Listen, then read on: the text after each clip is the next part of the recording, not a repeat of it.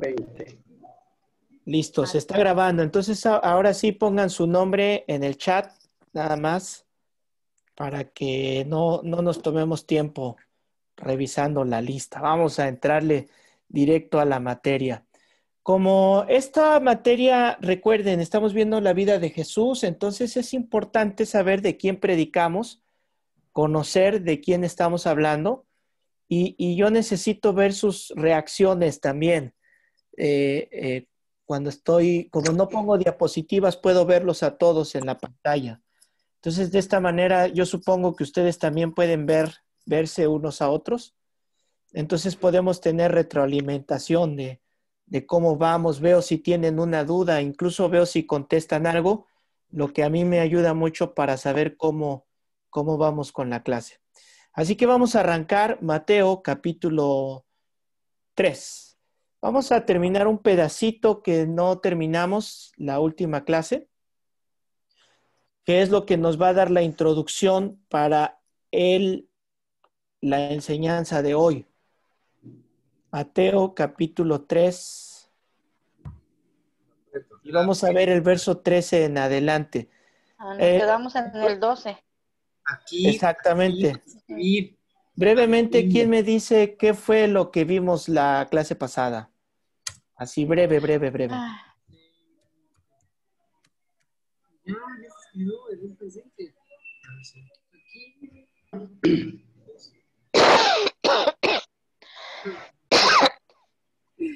¿Nadie? Sí. Acerca de la Trinidad, doctor. No. Esa es de la clase de teología, de esta clase, de la vida de Jesús. Sí, vimos Juan el Bautista. Ajá, ¿qué vimos de Juan el Bautista? Lo que él predicaba de Cristo, preparaba el camino. Preparaba el camino, exactamente, ese es el resumen. ¿Cuál sería la mejor frase que ustedes consideran que Juan habría dicho y que explica su ministerio? Arrepentimiento. El reino de los cielos. Reino de los cielos. Muy bien. Ya acercado. Muy bien. ¿Alguna otra? Cambio de pensamiento, reino de los cielos y Sí. Había una Dices, para que el reino de arrepentimiento. Una que me gusta mucho es, yo los bautizo con agua, pero él los bautizará con fuego. Muy bien. Espíritu Otra. Santo. Está establecido. Muy bien. Perfecto. Son frases de él. Sí, Jaime. Que él venía antes y Jesús venía posterior, el bautismo también. Exactamente. Y vamos a entrarle a eso entonces. Capítulo 3, versículo 13, se los voy a leer hasta el final. Dice así: Entonces Jesús vino de Galilea a Juan al Jordán para ser bautizado por él. Mas Juan se le oponía diciendo: Yo necesito ser bautizado por ti, ¿y tú vienes a mí?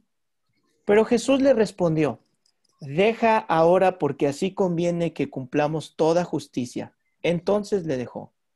Y Jesús, después que fue bautizado, subió del agua, y he aquí, los cielos le fueron abiertos, y vio al Espíritu de Dios que descendía como paloma y venía sobre él. Y hubo una voz en los cielos que decía: Este es mi Hijo amado, en quien tengo complacencia. Acaba de ser bautizado el Señor Jesús, acaba de experimentar este momento glorioso, que recuerden que él no necesitaba el bautismo, porque era un bautismo de arrepentimiento, y les hablábamos que esta ceremonia era común incluso para un prosélito que quería ser judío, pasaba por este proceso de ser bautizado. Sin embargo, el Señor Jesús tenía que cumplir esa ley y enseñarnos a nosotros, que es lo que vamos a estar viendo hoy. Y después de muchos años de experiencia y de ver la vida de ustedes, básicamente, yo me di cuenta que inmediatamente después de que uno se bautiza, viene una prueba. Luego que uno se bautiza, uno experimenta algún tipo de prueba. Y las pruebas más dolorosas son con los de casa, con los de la familia. Si otras personas nos lastiman o nos dicen no nos importa mucho, incluso pensamos, ve de quién viene, no te preocupes. Pero cuando sucede de alguien que es querido, que es amado, que es cercano a nosotros, pues el impacto es duro, es fuerte. Y el Señor sabe en qué área nosotros somos débiles, en qué área nos pueden golpear. Yo recuerdo haberme bautizado en Cuernavaca y me bauticé un sábado. Y el lunes que regresé a la escuela, yo tenía problemas de ira, por así decirlo. Tenía problemas de peleas. Y fue un área que le entregué al Señor. Fue un área que dije, no voy a seguir con eso. No es correcto. Y cuando regreso el lunes a la escuela, lo primero con lo que me encuentro es involucrarme en una pelea. Entonces, me rompieron la nariz y lo que salió de mis labios cuando me rompieron la nariz fue gloria a Cristo. No lo pensé, no crean que yo tenía preparado así como que si me pegan un día voy a decir gloria a Dios o gloria a Cristo, algo así. No, simplemente se me salió y las personas que estaban ahí se quedaron como, ¿qué dijo? Pensaron que el golpe fue muy fuerte, ¿no? Y me afectó. Pero esa respuesta que me salió después de bautizarme me dio la fuerza para negarme a hacer algo que había decidido dejar de hacer. Y vamos a ver en la vida de Jesús el ejemplo de lo que a nosotros nos sucede, nos ha sucedido y puede seguir sucediéndonos. Miren, en el siguiente capítulo 4, en el versículo 1, vamos a ver qué es lo que pasó inmediatamente después de que el Señor Jesucristo se bautiza. Chéquense qué impresionante, ¿no? Empieza el versículo 1. Entonces Jesús fue llevado por el Espíritu al desierto para ser tentado por el diablo. Bueno, primero quiero hacer un hincapié que hacen los 3 evangelistas, que inmediatamente después de que se bautiza, los 3 se pasan a este momento de, vamos a llamarle prueba. Y esto es algo importante, pónganle por ahí prueba, porque generalmente se pone tentación. Y las tentaciones surgen de nuestros propios pecados. Pero en el Señor Jesús no tenía pecados.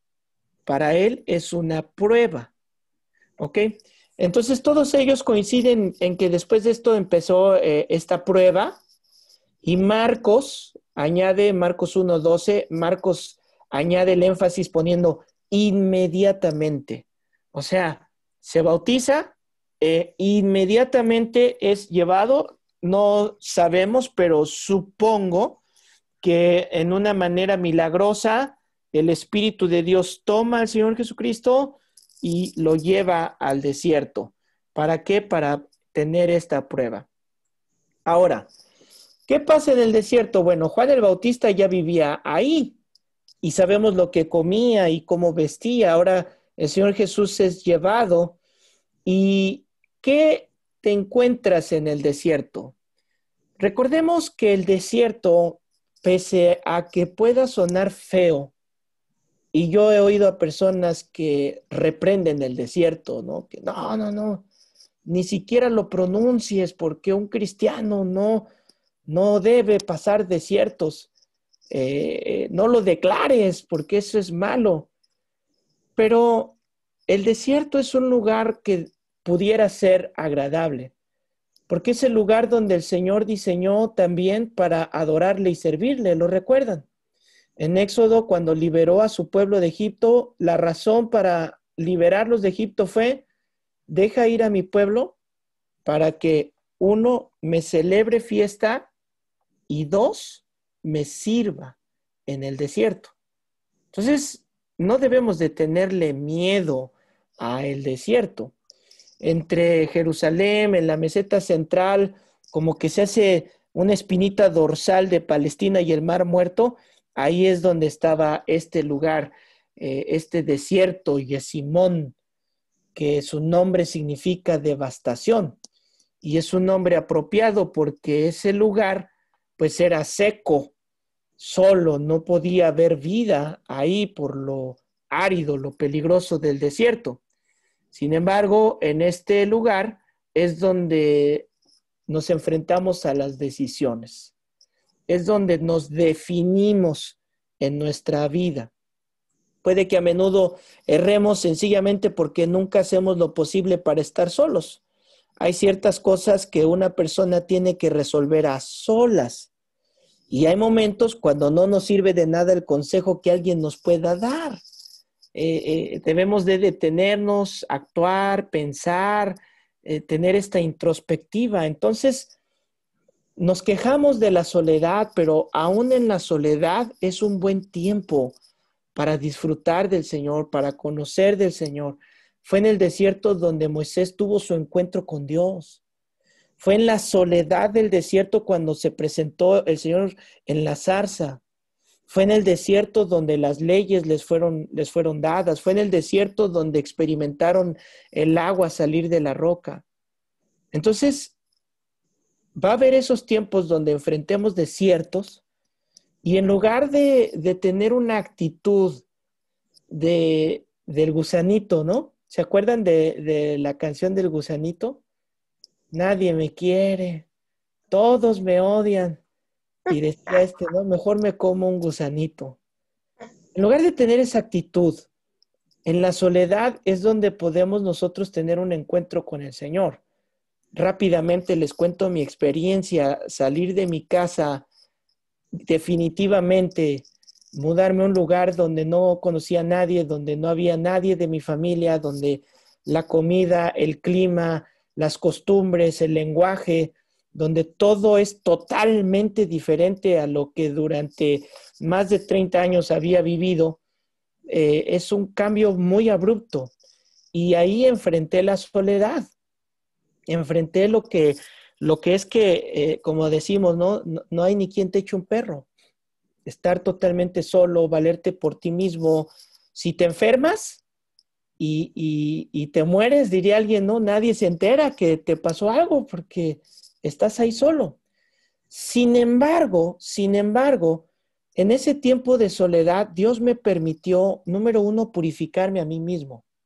¿Por qué purificarme? Me permitió sacar de mis pensamientos, de mi ser, mucha contaminación moral, amoral que tenía. Me permitió extender mis horizontes, me permitió conocer personas, me permitió adaptarme, me permitió amar, me permitió dejarme amar. En ese tiempo de soledad, yo creo que ha sido cuando más libros he devorado. Recuerdo que me agarraba un libro y podía terminarlo en 1 o 2 días porque tenía esa sed de tener esa comunicación con Dios a través de la Biblia, los libros. Entonces, aún en la soledad podemos encontrar bendición y la presencia de Dios. Otro que también enfrentó el desierto, ustedes se acuerdan de Elías, ¿no? Él acababa de pasar el Monte Carmelo, donde se mató a todos los profetas de Baal, los mató a todos los profetas de Baal y después de eso entra en depresión. ¿Y la depresión a dónde lo llevó? Al desierto.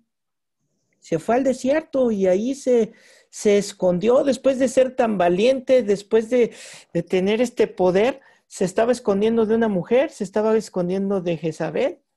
Entonces, estos desiertos son importantes y estos desiertos los vamos a pasar. Es más, les pudiera decir que parece ser ley de vida. Así, que cuando tenemos momentos de poder, necesitamos también momentos donde nos desaceleran, ¿me entienden?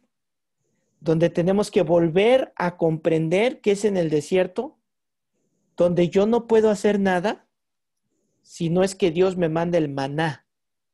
Así. Porque si yo voy acelerado como casi siempre, olvido que el que me proveyó el trabajo, los alimentos, la salud, mi familia, mi cuerpo, mis miembros, mis amistades, mi iglesia, quien me proveyó todo eso ha sido Dios. Pero cuando entro al desierto, me acuerdo, ¿verdad? Y tengo que depender del Señor y decirle, Señor, si tú no mandas la columna de fuego, pues me voy a congelar aquí. Ahora, una anotación importante, ya vimos que es el desierto, ¿verdad? No necesariamente es algo malo y feo. Hay mucho bueno en un desierto. Estaba en un funeral cuando había una persona que me quiso debatir un poco diciéndome que si la Biblia dice que Dios no trae tentación a nadie, Él no tienta a nadie, entonces me decía esta persona, ¿por qué si eso dice la Biblia, entonces por qué Dios tentó a Jesús? O sea, ¿por qué el Padre tentó al Hijo en el desierto? Y la respuesta es muy sencilla. ¿Quién tiene la respuesta a eso? El Espíritu llevó a Jesús al desierto, pero la tentación vino de Satanás. Perfecto, perfecto. ¿Ven qué sencillo?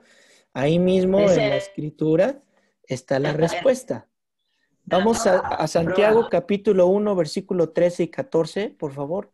Santiago 1, 13 y 14.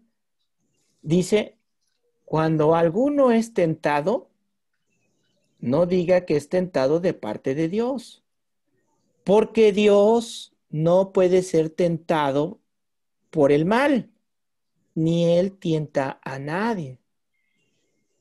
Verso 14, sino que cada uno es tentado cuando de su propia concupiscencia es atraído y es seducido.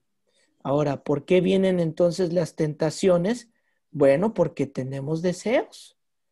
Y por eso les dije al principio, para el Señor Jesucristo fue una prueba, no una tentación. Y de hecho, la palabra que se escribe en el griego de esta palabra que aquí dice tentación es precisamente la palabra prueba. Prueba. Vamos al versículo 2. Después de haber ayunado 40 días y 40 noches, tuvo hambre. Y bueno, esto en cierta manera es normal, ¿no? ¿A quién no le ha pasado que le da hambre? Y luego pasan apenas 2 horas. Dices, voy a ayunar. Y han pasado 2 horas de tu ayuno y ya tienes hambre. Y cuando no estás pensando en eso, a veces te agarras el trabajo y se te olvida que no has comido. Pero cuando dices, voy a ayunar, te da hambre. Yo me conozco a muchos así. Entonces, el Señor Jesús acaba de ser bautizado para arrepentimiento. Él no necesitaba, sin embargo, lo hizo. ¿Para qué? Para que la Escritura se cumpliese. Y en ese momento de bautizo, él lo que está haciendo es que Jesucristo se está identificando con los pecadores, aunque él no tenía nada de qué arrepentirse. ¿Ok? En el bautismo que aprendimos la clase pasada, nosotros nos identificamos con Cristo, ¿lo recuerdan? Sí. Nosotros con Cristo en su muerte y su resurrección. Pero con este bautismo que acaba de hacer el Señor Jesucristo, Él se está identificando con nosotros. Y esto está padrísimo, padrísimo. ¿Por qué? Bueno, pues se identifica ahora al ser tentado. Por supuesto que Él no tenía concupiscencias, Él no tenía nada de qué arrepentirse. Sin embargo, Él dijo, yo me hago como uno de ellos, o sea, como uno de nosotros, que no teniendo pecado, que no teniendo culpa, se identifica, se bautiza. Hebreos capítulo 4, versículo 15. ¿Por qué entonces el Señor se bautiza para identificarse con nosotros? Miren, está precioso este verso. Porque no tenemos un sumo sacerdote que no pueda compadecerse de nuestras debilidades, sino uno que fue, y aquí está la clave, tentado en todo, según nuestra semejanza. Aquí está la identificación. ¿Ya vieron? Fue tentado según nuestra semejanza. Por eso es que nadie podemos decir es que Dios no me entiende. es que el Señor no sabe lo que pasé, porque Él fue tentado en todo lo que nosotros somos tentados. ¿Cuál fue la diferencia? Ahí lo dice la última parte del verso 15, pero sin pecado. Esa es la diferencia, pero sin pecado. ¿Por qué se bautizó? Porque se quería asemejar a nosotros. Pero era para arrepentimiento, sí, para cumplir la escritura. Pero ¿qué pecados cometió? Ninguno. Ninguno. Él se identifica con nosotros. Ahora viene a este desierto y vean los niveles en los escuadrones demoníacos, porque no vino a tentarlo un demonio, como les dicen por ahí, un chamuco. No vino un simple demonio a molestarlo, sino que dice la Biblia que fue el mismísimo diablo el que fue a hacerle guerra, a encararlo. Y no me quiero adelantar, ya vamos a llegar a demonología y vamos a entender cómo son los demonios y cómo funcionan, pero yo te voy a decir algo. O sea, si un día te llegaras a enfrentar a un demonio, solo repréndelo. Y ya, no hay más que hacer. Están bajo nuestros pies. Tenemos la autoridad del Señor. En la clase de teología el miércoles les voy a hablar un poquito sobre esto, cómo hacerlo, cuándo son demonios, cuándo no son demonios, cuándo es una enfermedad, porque a veces a todo le atribuimos demonios y hay cosas que son químicos en el cerebro, hay cosas que son una enfermedad y no es espiritual y hay otras que por supuesto son espirituales. Vamos a verlo un poquito el miércoles. Entonces viene directamente Satanás y quiero que vean estas consideraciones. Les voy a dar 8 consideraciones que quiero que tengan. Número 1, que esto era un contraste remarcado con la gloria del bautismo de Jesús y el desafío de este tiempo para ser tentado por el diablo. O sea, ese contraste, son contrastes los que les voy a dar, ¿no? La gloria y por otro lado el desafío de la tentación. ¿Por qué la gloria? En ese momento del bautismo vino el Espíritu Santo en forma de paloma, ¡qué glorioso! En el momento del bautismo se abrieron los cielos, dice la Biblia, y vino una voz, imagínense la voz del cielo que decía, mi hijo amado. Eso es poderoso. Y viene ese contraste, ¿no? Entonces, número 2, en ese entonces las aguas del Jordán, o sea, estar en las aguas del Jordán, y de ahí a la sequedad, a la soledad del desierto, o sea, otro contraste, ¿no? Estar en las aguas y vámonos a la sequedad totalmente. Número 3, en el bautismo del Señor Jesucristo reposó el Espíritu Santo como una paloma, pero ahora ese mismo Espíritu que reposó es el que lo lleva al desierto. Sería interesante, ¿no?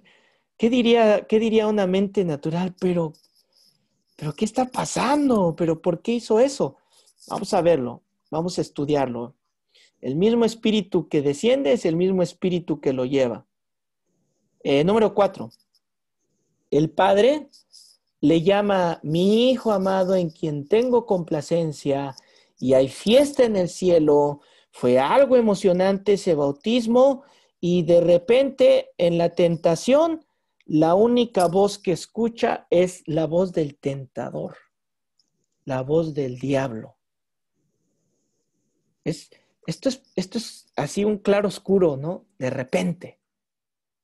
¿Y ustedes creen que en nuestra vida va a pasar eso? ¿Creen que en nuestro ministerio va a pasar eso? Definitivamente. O sea, llegas a un culto glorioso y ves la iglesia llena y después llegas al otro culto y la iglesia, ¿dónde se fueron? De repente predicas que dices, esto fue como para estadio, como no se predicó ahí en el Beto Ávila y el siguiente domingo, híjole, man, estuvo re fea la predicación. De repente te sientes que nada más levantas las manos y desciende fuego y otras veces está, Señor, pero Pero ¿qué sucede? Entonces, todos estos claroscuros van a pasar en el ministerio y en casa. Y en casa. ¿Por qué te lo digo? ¿Por qué te lo advierto? Para que no te frustres. Para que no renuncies. Para que no digas, ya, a la goma. Tanto estoy orando por ellos. Tanto estoy haciendo esto para que me paguen de esta manera. Entonces, debes de entender que va a haber estos claroscuros, pero tú continúa. Tú sigue adelante. Siguiente, en el bautismo estaba siendo ungido y en el desierto atacado. Número 6. Primero el agua del bautismo y ahora el fuego de la tentación. Número 7. Primero se abrieron los cielos, ¿verdad? Se abren los cielos y ahora se abre el infierno. Y por último, Jesús no necesitaba ser tentado para crecer, sino que él soportó la tentación. ¿Para qué? Ya lo vimos, para identificarse con nosotros, ¿no? Vamos a ver Hebreos 2:18. Hebreos 2:18. Les dice así. Pues en cuanto él mismo padeció siendo tentado, fíjense, padeció siendo tentado, entonces, como padeció siendo tentado, dice la segunda parte, es poderoso para socorrer a los que son tentados. Estas son las credenciales del Dios que predicamos. Predicamos a un Cristo que nos entiende, que no se escandaliza. Dicen por ahí que nadie habla ¿cómo dice? Nadie habla del camino si no lo ha recorrido primero. Y este precisamente es el Cristo que predicamos, que ha recorrido el camino y que nos puede decir, ¿verdad? Ahora, este pasaje nos enseña, nos demuestra que nosotros podemos superar las circunstancias más adversas y que Él va a estar para ayudarnos, ¿ok? Bueno, vamos por favor a Éxodo 34:27. Éxodo 34:27. Si quieren apuntar, esta frase está muy bonita, es de Spurgeon. En mis clases estoy esperando que avancemos un poquito más en las materias, pero si ustedes no son asidos a la lectura, pues van a tener que empezar a desarrollar el buen hábito de leer y vamos a leer algunos libros, ¿ok? Para que se vayan preparando. Es importante que leamos. Éxodo 34:27. Y hay libros que son, por ejemplo, de Spurgeon, son libros de Josefo, son libros muy buenos que es importante que nosotros los conozcamos. Esta frase de Spurgeon, él decía, la oración, la meditación y la tentación son los mejores instructores del ministerio. ¿Y a poco no? Ahí va. La oración, la meditación y la tentación son los mejores instructores del ministerio. Estos tres son los que nos van a ayudar a desarrollarnos en el ministerio. Y yo me imagino que en alguna de las clases están viendo los rasgos que debe de tener un ministro. Y un ministro, por ejemplo, no debe de ser dado a ganancias deshonestas. Entonces, ¿qué es lo que va a pasar? Que ya lo meditaste, ya lo leíste en la Biblia. Ahora tienes que entrar en comunicación con Dios, estar orando. ¿Pero qué crees que va a venir? Va a venir la oportunidad de tranza. Va a venir la oportunidad de que hagas tu transita por ahí. ¿Y qué vas a hacer? Bueno, debes de poner en práctica ¿Para qué? Para ser calificado en el ministerio.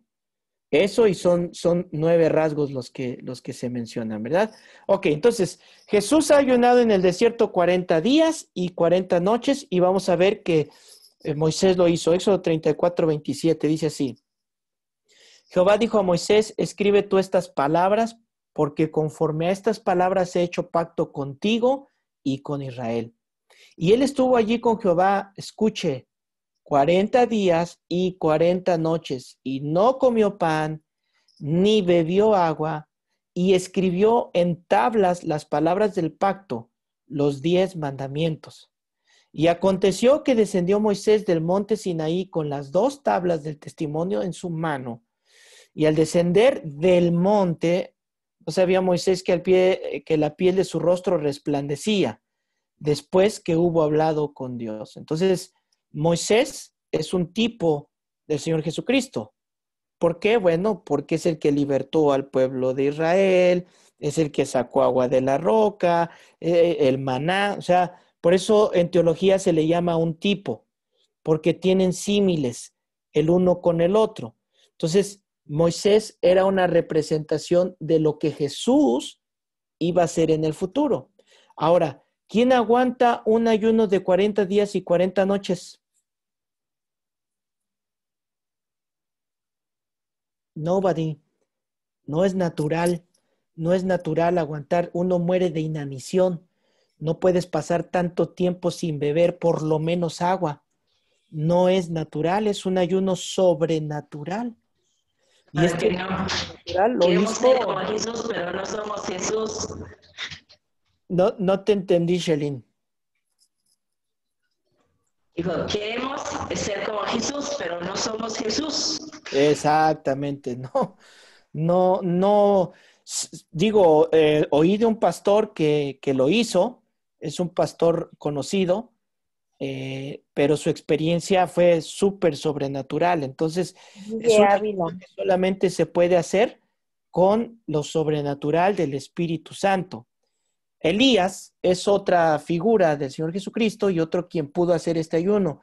Primer libro de los Reyes, capítulo 19. Primer libro de los Reyes 19, voy a leer desde el verso 8. Dice así: Se levantó pues y comió y bebió, y fortalecido con aquella comida, caminó 40 días y 40 noches hasta Horeb, el monte de Dios. Y allí se metió en una cueva donde pasó la noche, y vino a él palabra de Jehová, el cual le dijo, ¿qué haces aquí, Elías? Él respondió, he sentido un vivo celo por Jehová, Dios de los ejércitos, porque los hijos de Israel han dejado tu pacto, han derribado tus altares y han matado a espada a tus profetas, y solo he quedado y me buscan para quitarme la vida. Es cuando termina de estar en el monte Carmelo, baja y se mete en este ayuno donde quedó desfallecido totalmente, hasta que el Señor, en una manera sobrenatural, mandó ángeles para que le dieran de comer. Mandó ángeles para que lo fortalecieran.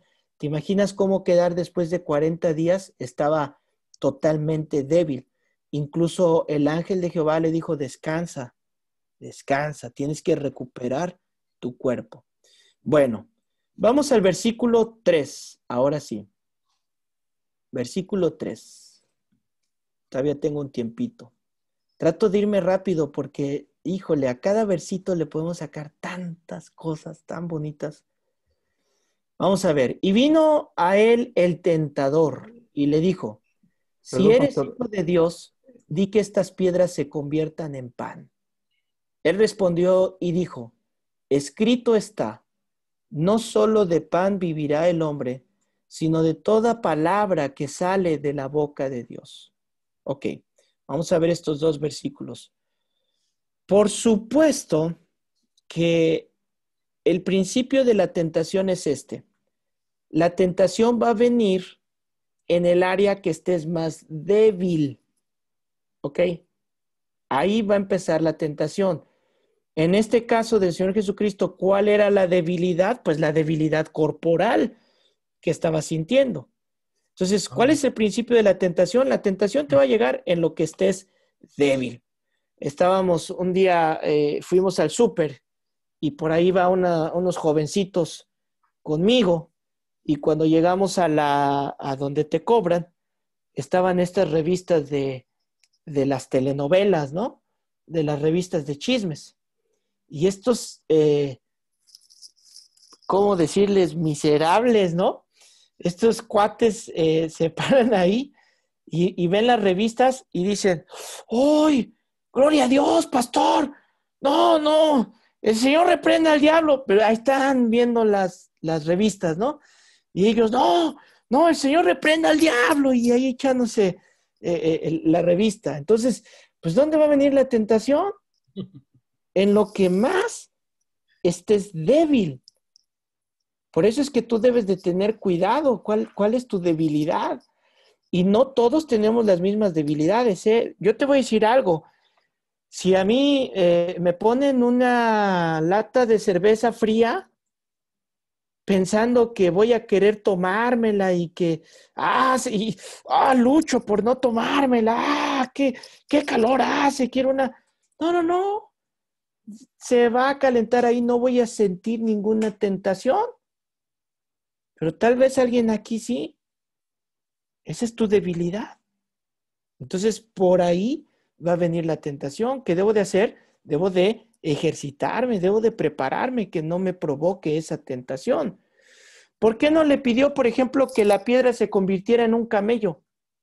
¿No? Y pues, que salieran de ahí del desierto, sacarlo de ahí del desierto. Fue específicamente al pan, ¿no? Ahora, vamos a ver en Santiago capítulo 4, versículo 8. Vamos a ver cómo nos fortalecemos en estas debilidades. Ok, piensa por favor en 3 debilidades. Y como tú tienes tus apuntes y no los vamos a ver nadie, por ahí ponle 3 debilidades.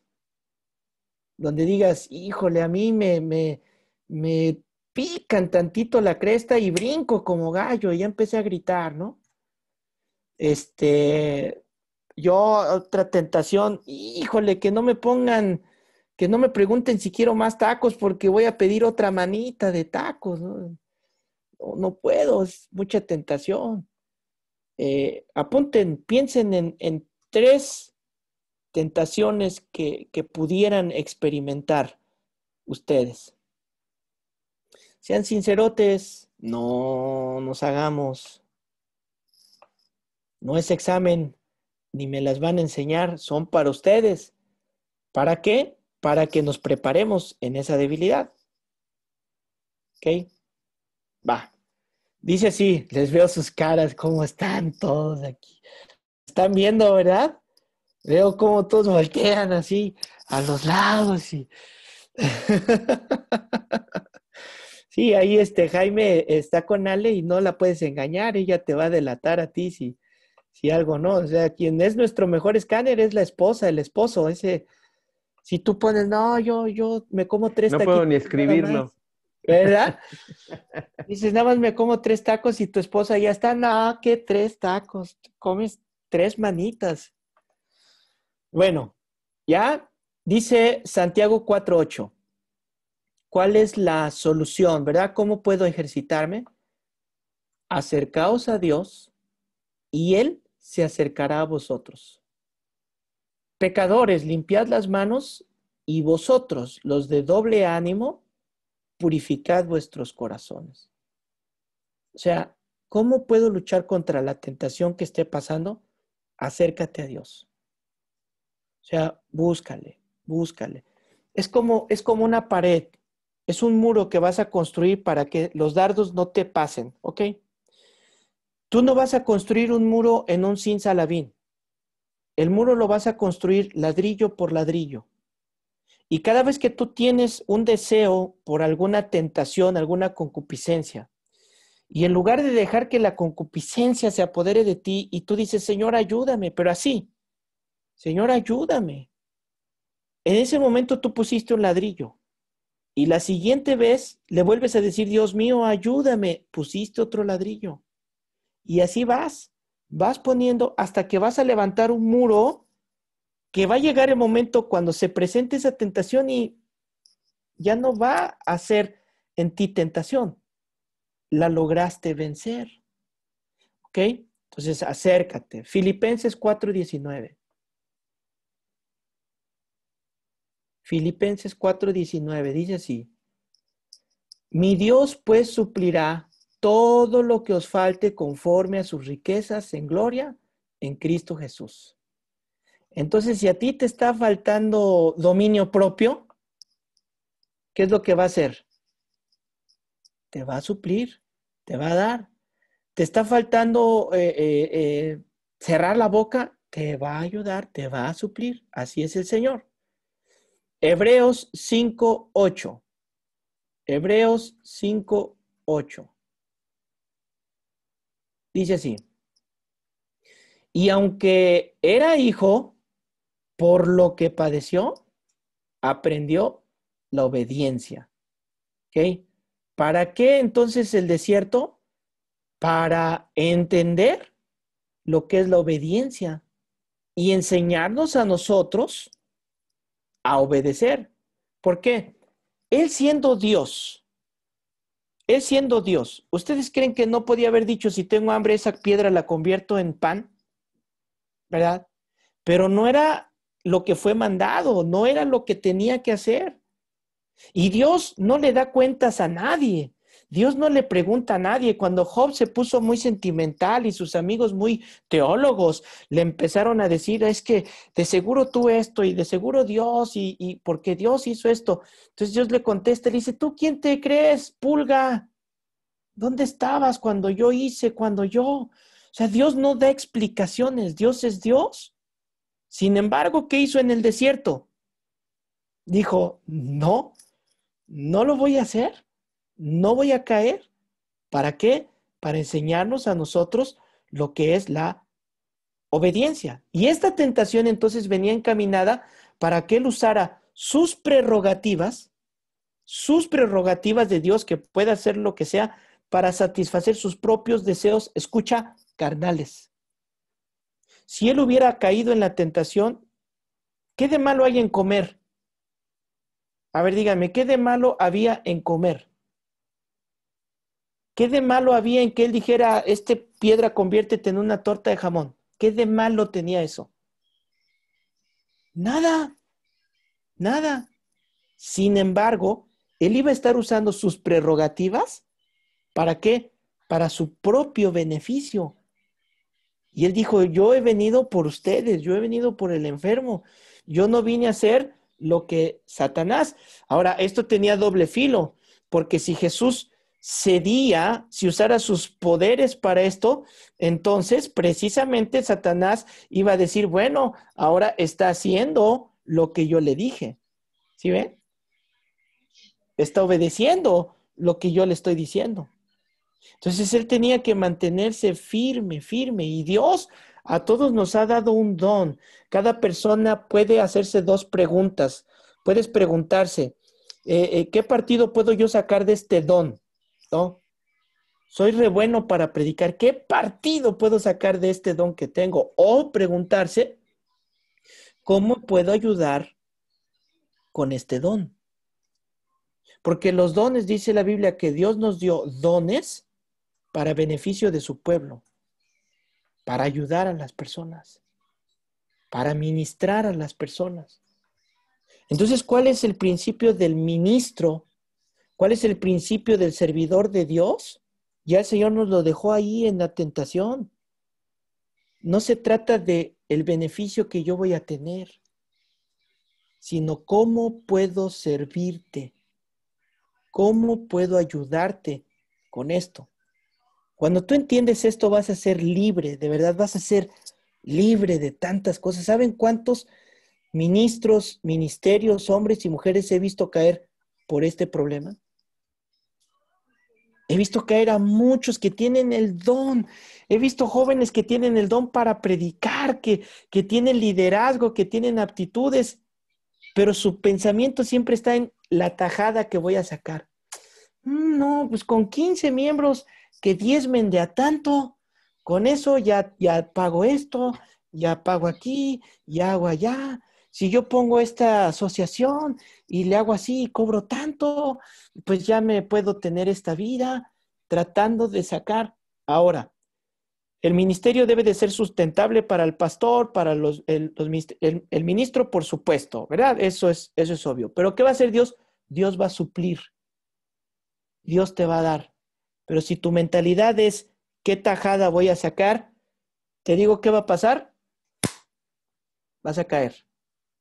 Vas a caer. Yo no quiero a nadie, no quisiera ver a nadie terminando el instituto y haciendo cuentas dónde poner una iglesia para vivir de sus, iba a decir de sus rentas, pero ya no para vivir de sus rentas, ¿no? Para vivir de diezmos y ofrendas.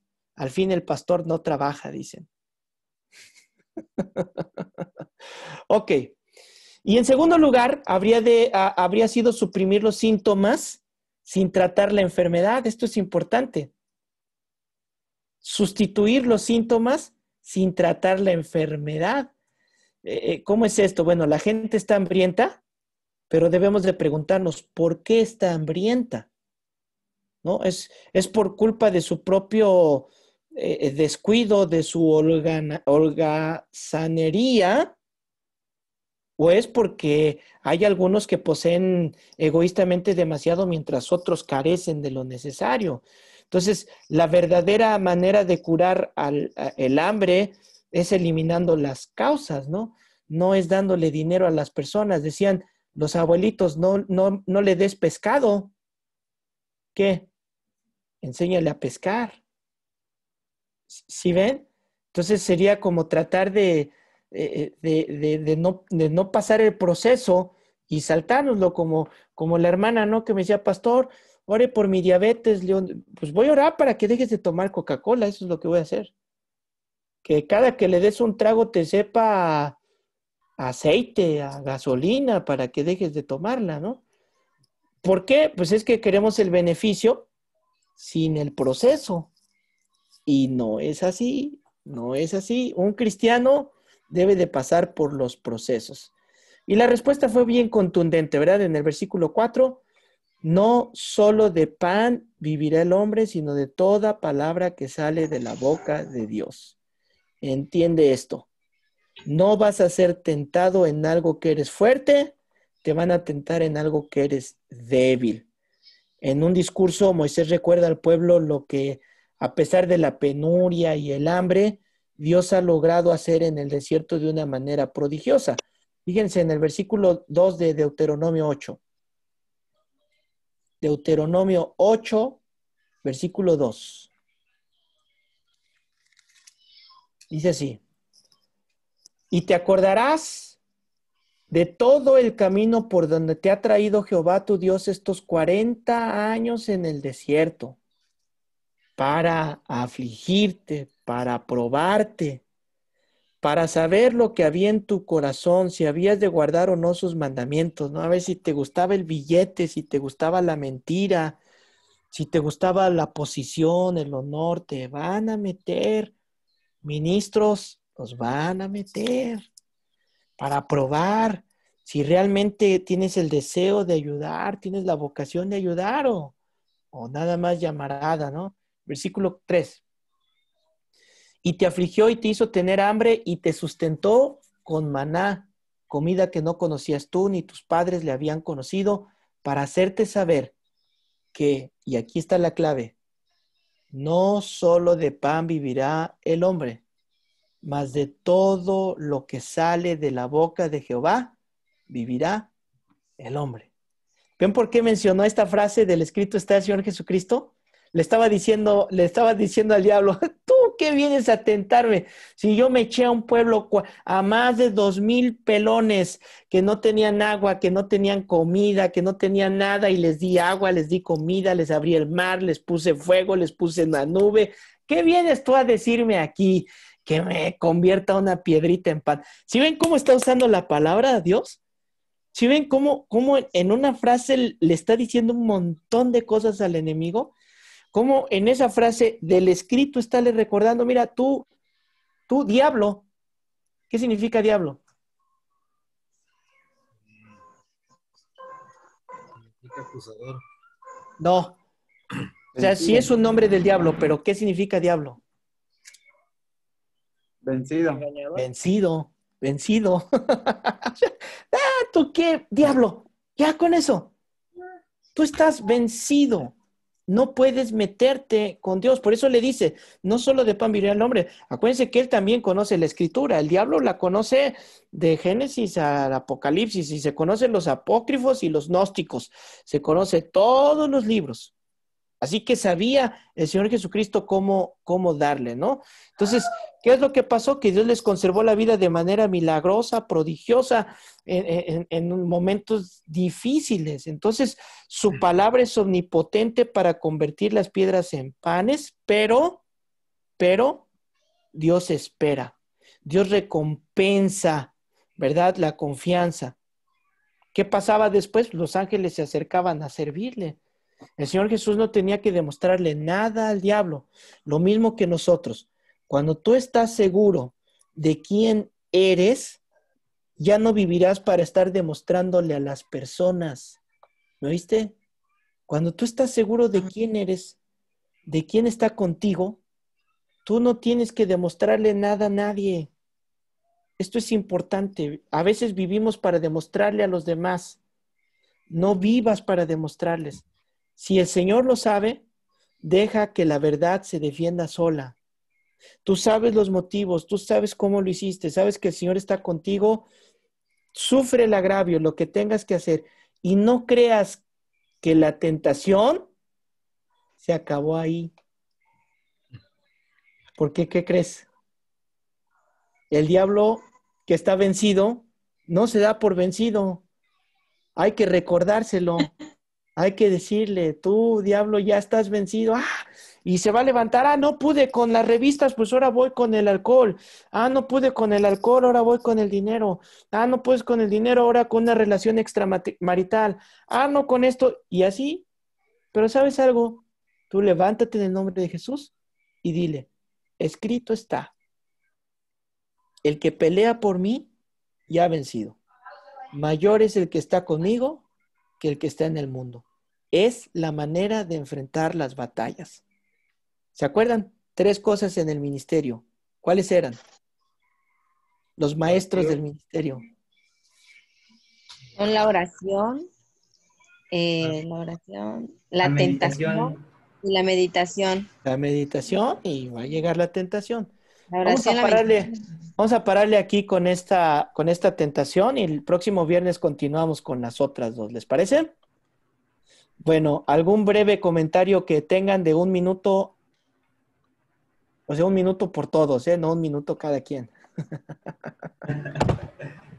Cuando usted menciona acerca de que te pasan ciertas cosas y en el momento en que tú estás en el ministerio, yo hace poco pasé por una situación y precisamente ese día se tocó el tema. Terminó tu teléfono hasta que se quedó muerto.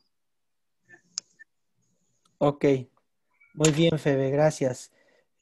Pues sí, eso es lo que pasa, eso es lo que nos va a suceder. Ustedes tengan ánimo, son más que vencedores, Romanos 8. Somos más que vencedores en Cristo Jesús. Pues disfruten su nochecita que les queda. Mañana sábado, fin de semana, disfruten a su familia, abrácense, bésense y coman con moderación. Allá los dragones del home con su pizza de queso y pepperoni y hawaiana y no invitan, no crean que no los veo. Bueno, descansen, nos vemos. Buenas noches, que Dios les bendiga. Buenas noches, pastor.